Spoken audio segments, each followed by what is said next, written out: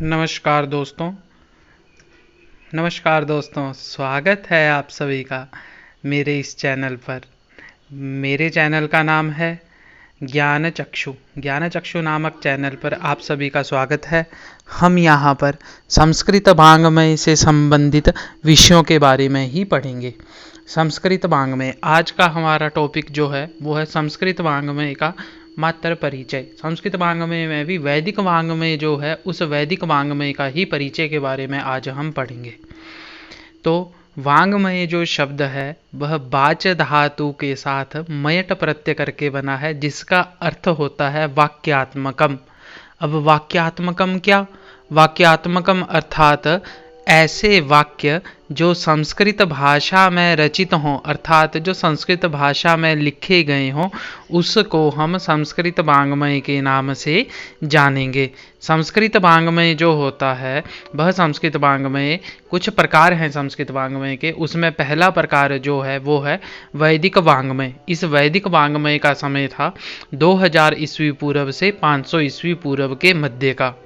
उसके पश्चात लौकिक वाङ्मय। लौकिक वाङ्मय का समय है 500 ईस्वी पूर्व से लेकर अब तक का समय जो है वो लौकिक वाङ्मय के नाम से जाना जाता है।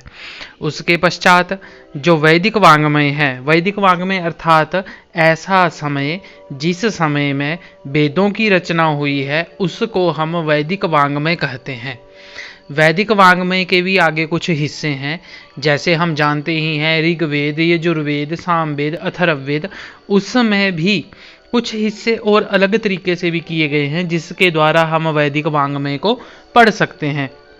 सबसे पहला हिस्सा आता है संहिता। सबसे पहला हिस्सा है संहिता। इसी का ही दूसरा नाम ऋग्वेद संहिता, यजुर्वेद संहिता, अथर्ववेद संहिता इस नाम से भी जाना जाता है।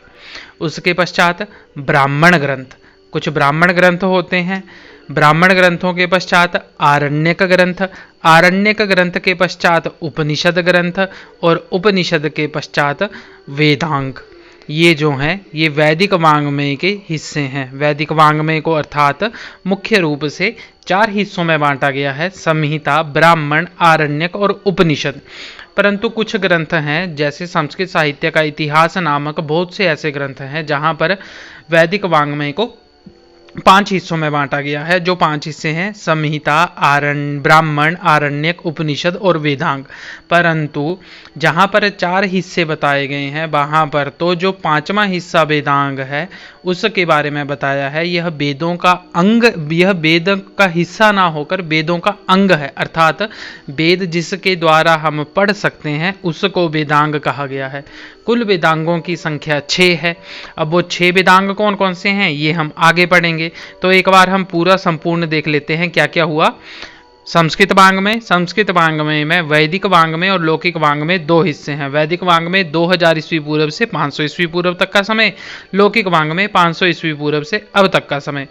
फिर उसके बाद वैदिक वाङ्मय के कुछ हिस्से हैं, मतलब 5 हिस्से हैं जो संहिता, ब्राह्मण, आरण्यक और उपनिषद के नाम से जाने गए हैं।